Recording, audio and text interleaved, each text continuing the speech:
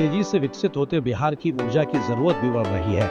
ऐसे में साल 2013 में औरंगाबाद के Navinagar NTPC super thermal power project की शुरुआत की गई। हालांकि कई कारणों से प्रोजेक्ट के काम में देरी हो रही थी, मगर प्रधानमंत्री नरेंद्र मोदी ने साल 2015 में प्रगति प्लेटफॉर्म के माध्यम से ऊर्जा संयंत्र के निर्माण कार्य के बारे में संज्ञान लिया। प्रधानमंत्री की प्रगति की बैठकों के जरिए लंबित मंजूरियों और समन्वय संबंधी मुद्दों को तेजी से निपटाया गया।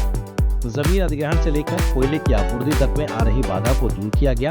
आज इस परियोजना के कारण पूरे इलाके की तस्वीर बदल गई है।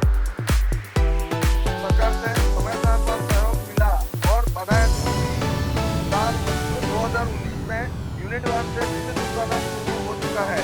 वर्तमान में 1980 मेगावाट बिजली का उत्पादन हो रहा है।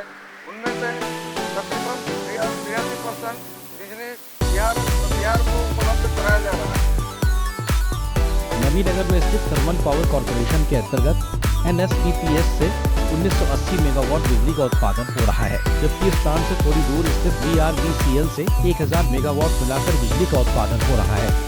यानी कुल मिलाकर यहाँ से 2980 मेगावाट बिजली का उत्पादन हो रहा है। प्रधानमंत्री नरेंद्र मोदी ने पिछले साल ही Navinagar NTPC super thermal power project के स्टेज 2 का शिलान्यास किया। स्टेज 2 के तहत 800 मेगावाट की 3 नई इकाइयों की स्थापना की जा रही है। इनसे 2400 मेगावाट बिजली का उत्पादन होगा। इस तरह स्टेज 1 और स्टेज 2 दोनों के पूर्ण संचालन के बाद यहाँ की कुल विद्युत उत्पादन क्षमता 4380 मेगावाट हो जाएगी, जो देश की दूसरी सबसे बड़ी बिजली उत्पादन की परियोजना होगी। स्टेज 2 का काम पूरा हो जाने के बाद कई और राज्यों को बिहार से बिजली उपलब्ध कराने की भी योजना है। एनटीपीसी के इस सुपर थर्मल पावर प्रोजेक्ट के कारण इलाके की आर्थिक स्थिति में भी सुधार हुआ है। बड़ी संख्या में लोगों को सीधे रोजगार मिला है। साथ ही एनटीपीसी यहाँ CSR के जरिए भी लोगों की मदद कर रही है। एनटीपीसी से एजुकेशन क्लास खोला था, तो मैं भी ज्वाइन की थी। अभी एजुकेशन क्लास और अच्छा ज्वाइन की थी, मतलब और वेक्स के थ्रेडिंग, फेशियल, पेडिक्योर और ब्राइडल मेकअप, पार्टी मेकअप, उससे हमको फायदा तो हुआ है।